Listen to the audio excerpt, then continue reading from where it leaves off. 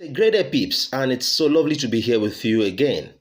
And today, I'm just going to be talking about something called the last bond of slavery. The last bond of slavery. And in this explanation and analysis, I will be referring to all religions that exist in Africa, especially the Christian religion and the Islamic religion, which are the most dominant and which brought to Africa the greatest nightmare and the greatest horror in the history of mankind through slavery with cultural and spiritual suppression. Now, but before I go further, I would like to define what Christianity is in the words of ex-pastor Ray Higgins. Yeah, he defined Christianity as a Euro-Gentile Greco-Roman psycho-philosophical vehicle of spiritual and intellectual enslavement, which has as its end one, the cultural and racial superiority of the people who created it; two, the paralysis of analysis of those who believe in it; and three, the perpetual empowerment of the agenda intended by it. This applies to all other religions too. Now, you see, you need to realize something, that religions are man-made, and anything man-made is absolutely flawed. You know? Now, never believe in the narrative that religion or those religious mythological books were inspired by God. They were never by God, but by the chaotic minds of men as a tool of conquest, control, and perpetual dominance. Now, before I move further at this juncture, it won't do you any good to believe whatever I say, but that you also get involved in your own liberation. You can check out for information by using Google. Now, go to Google and check out the Ecumenical Councils of Nicaea.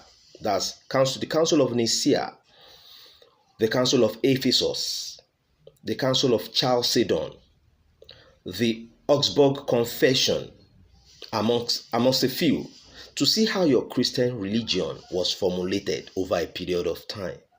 You need to see this and stop taking whatever that's thrown to you just like that. Belief has no significance at all. Now, let me go further. You see, every religion was incubated within the cultural environment of those who created them. This you need to understand. Now, for example, Islam was created in the Arab culture. That Islam was created and incubated in the Arab culture. Christianity in the European culture. Buddhism, Hinduism, and Confucianism in the Asian culture. And African spirituality as our own culture, which they stole away, tried to suppress and wipe out. And it's just so unfortunate that we are the only continent, we are the only class of people that don't do their own thing. Every other class of people around the globe, they do their own thing, their own religion, their own culture.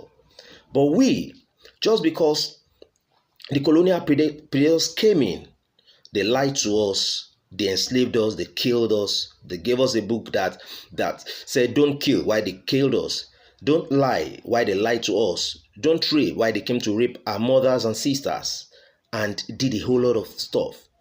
Meanwhile, they came with a book that says don't do all that. A book that supported 100% slavery. Now think about it. It was fashioned as a tool to oppress us, to wipe us out. So it's so unfortunate that we are the only ones on the face of this earth that don't do their own thing. So as long as you remain in those religions, you are simply willingly admitting and accepting the cultural, intellectual, spiritual, and racial superiority of your enslavers, and that you are a slave still being held by this last bond of slavery called religion, whether you know it or not. And for those of us who were born into this thinking it is the truth, it's high time we become responsible by questioning these things and start seeking the truth. Check it out.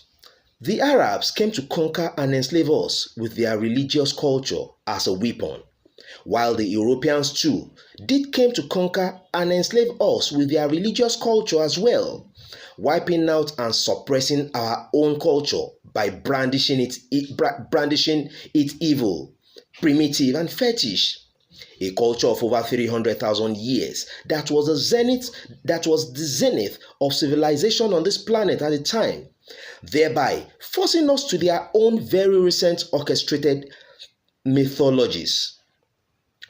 This religious tool is so potent that our people can no longer break away nor think, but have become obedient slaves, ardent and delusional defenders of the deadly tools with which they were enslaved. Their mind have been totally taken over and reprogrammed away from their own culture of over 300,000 years, which was once the zenith of civilization on this planet.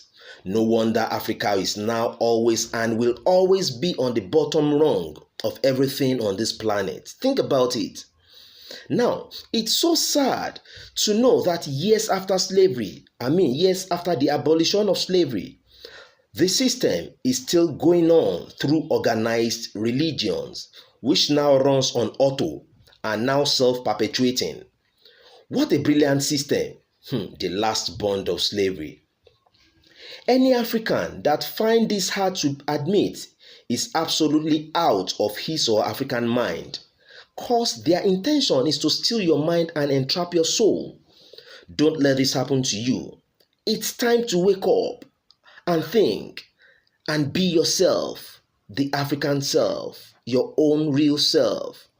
Not until you go back to who you are, to your roots, and to your own culture, your own thing, your own spirituality with its sound principles, you will perpetually be a slave to your masters and will keep regressing till you realize your true self.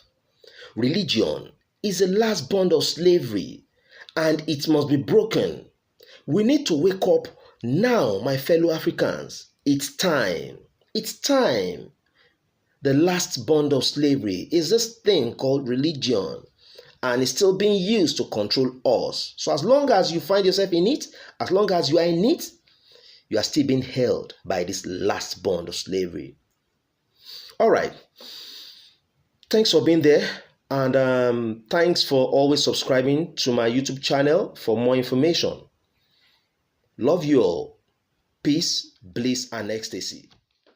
Namaste.